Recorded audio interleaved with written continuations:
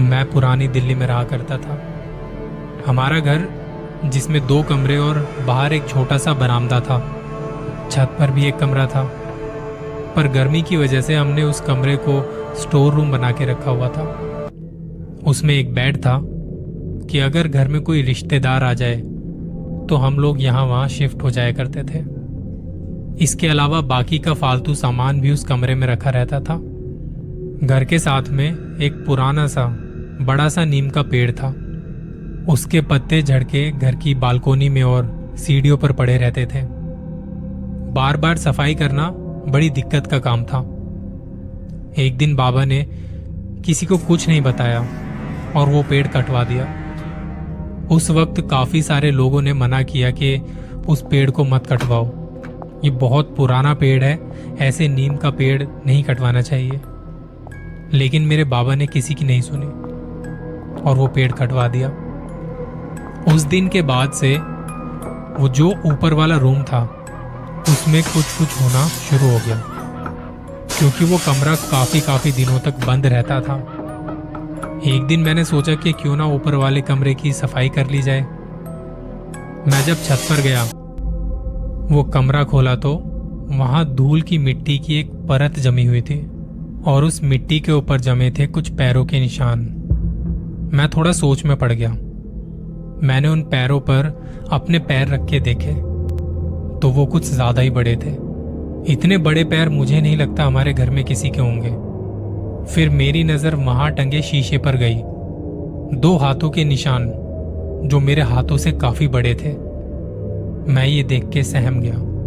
तभी कमरे का दरवाजा बंद किया और वहां हल्की सी धूल उड़ी, जैसे किसी के जाने से वो धूल उड़ी हो। मैं तभी नीचे आ गया। नीचे आके माँ को बताया। माँ ने भी आके देखा। उन्होंने कहा कि तेरे बाबा को दिखाएंगे, अभी कोई उस कमरे में नहीं जाएगा। कमरे को ऐसे ही बंद करके हम नीचे आ गए। शाम को जब बाबा आए तो उन्हें वो निशान दिखाने छत पर उस कमरे में लेके गए। उन्होंने देखा और कहा, कोई डरने वाली बात नहीं है, तुम रहने दो, मैं छुट्टी वाले दिन इस कमरे की सफाई कर लूंगा। कमरे को ताला लगा के हम वापस नीचे आ गए। बाबा को तो सब नॉर्मल सा लग रहा था। मुझे ये था कि थोड़े दिनों में मेरे एग्जाम्स शुरू होने वाले हैं। मेरी बुआ और उनके बच्चे घर में आ गए थे। उनकी छुट्टियां पड़ी हुई थी। वो बच्चे सारा दिन शैतानी में लगे रहते। माँ ने कहा तू ऊपर जाके पढ़ाई कर ले। मुझे एग्जाम्स की टेंशन थी और पढ़ाई हो नहीं पा रही थी। मैंने अपनी किताबों को और बैग को उठाया और ऊपर कमरे में चला गया। पहले तो मुझे याद नहीं रहा कि अभी कुछ दिन पहले मेरे साथ यहाँ पे जो हुआ था, जो मैंने देखा था। पर अब तो घर में कई सारे लोग थे तो मुझे कुछ खास डर लगा नहीं। कमरे में आके बैठ गया और पढ़ने लगा। और मेरे छत पर जो सीढ़ियों से आता हुआ जो लोहे का दरवाज़ा था वो भी लगा लिया, कहीं बच्चे आके परेशान ना करने लग जाएं। अगले दिन मेरा एग्ज़ाम था तो मैं नहीं चाहता था कि कोई भी मुझे आके परेशान करने लगे। मैंने देर रात तक पढ़ाई की। बीच बीच में मुझे नींद आती रही पर खुद को जगाए रखा। फिर एक वक्त बाद मुझे लगा कि थोड़ा सो जाता हूँ, फिर उठ के पढ़ाई कर लूँगा। बहुत नींद आ रही थी। मैंने किताबों को थोड़ा साइड में समेट के रखा और अपनी आंखें बंद की। कब में नींद आ गई पता नहीं चला। तकरीबन 2 घंटे हुए ही होंगे। मेरी साइड टेबल पर बुक्स रखी हुई थी। वो इतनी मोटी बुक थी। एक जोर की आवाज़ आई, जैसे किसी ने वो बुक जोर से ज़मीन पे फेंकी हो। मेरी आंख खुल जाती है। मैं एकदम से डर के मारे उठ गया। देखा तो किताबें ज़मीन पर पड़ी थी। और फिर एकदम से मैंने बाहर देखा तो वहां अंधेरा था। किसी की कोई आवाज़ भी नहीं आ रही थी। शायद सब सो चुके थे। अब इस खामोशी और सन्नाटे में मुझे डर लगने लगा था। मैंने अपना बैग लिया और नीचे जाने का हुआ, तभी वो दरवाजा बंद हो गया। मुझे इतना डर शायद ही कभी लगा हो। मैंने जोर जोर से दरवाजा बजाना शुरू कर दिया और तभी किसी ने कमरे की लाइट भी बंद कर दी। हे भगवान, ये सब क्या हो रहा है? मुझे महसूस हो रहा था कि कमरे में मेरे अलावा भी और कोई है। बकायदा किसी के चलने की आवाज आ रही थी। कोई गहरी गहरी सांसें ले रहा था। मैंने चीखना चिल्लाना शुरू कर दिया। कमरे के दरवाजे के बाहर भी एक दरवाजा और था। मैं जब ऊपर आया था तो उसे मैंने लॉक कर दिया था। मेरी जान निकल रही थी ये सोच के कि कोई ऊपर भी आता है तो मेन दरवाजा तो बंद है, वो ऊपर आएगा कैसे। कैसे बताऊं प्रवीण भाई, वो डर का एहसास कैसा था। कोई शायद बहुत गुस्से में था। वो मेरी किताबों को दोबारा से उठा के जमीन पे पटकता है, कमरे का सामान इधर से उधर फेंकता है, और अंधेरा इतना ज्यादा कि मुझे कुछ नजर भी नहीं आ रहा था।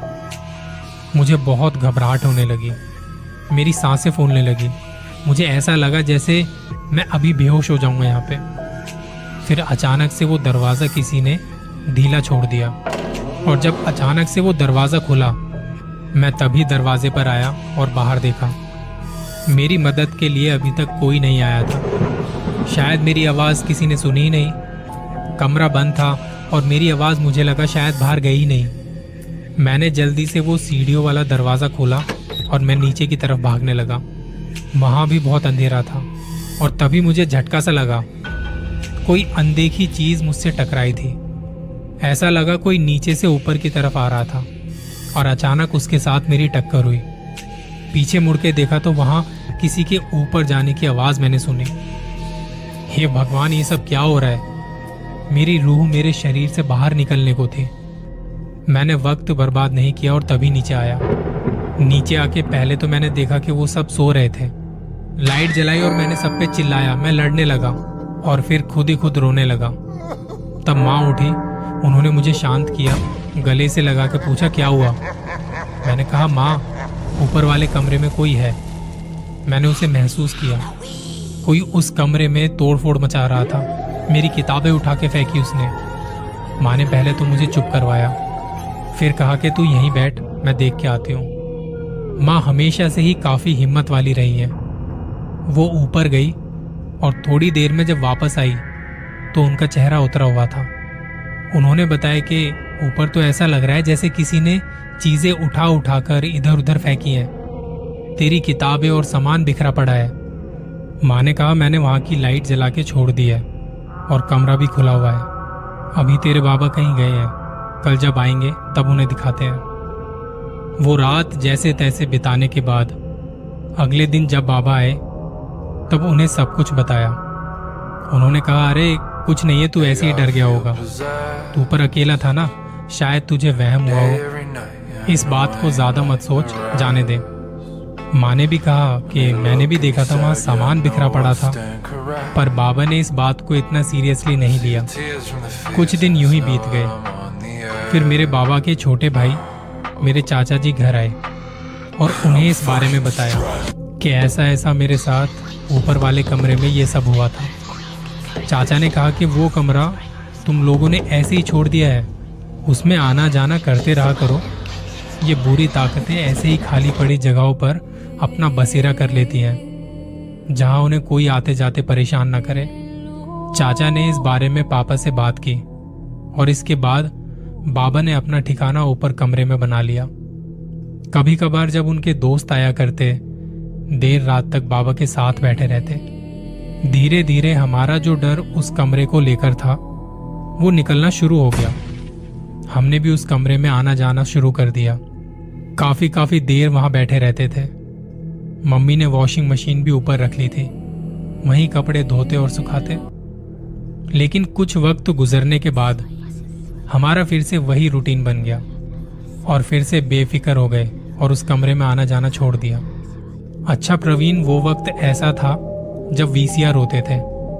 शनिवार के दिन वीसीआर किराए पर ले आते और सारे साथ में बैठ के 2-3 फिल्में निपटा लिया करते थे, क्योंकि संडे को छुट्टी का दिन होता था। ना बाबा को कहीं आना जाना होता था, ना हमें स्कूल। मस्ती करते थे बस। ऐसे ही एक शनिवार को हम वीसीआर ले आए। रात को कोई फिल्म देख रहे थे कि ऊपर छत पर किसी के चलने की आवाज आने लगी। रात के सन्नाटे में सुनाई दे रहा था कि कोई तो है छत पर। तभी बाबा ने कहा एक बार टीवी की आवाज थोड़ी कम करो। बाबा ने वो आवाज सुनी और जब टीवी की आवाज कम होते ही थोड़ी थोड़ी शांति हुई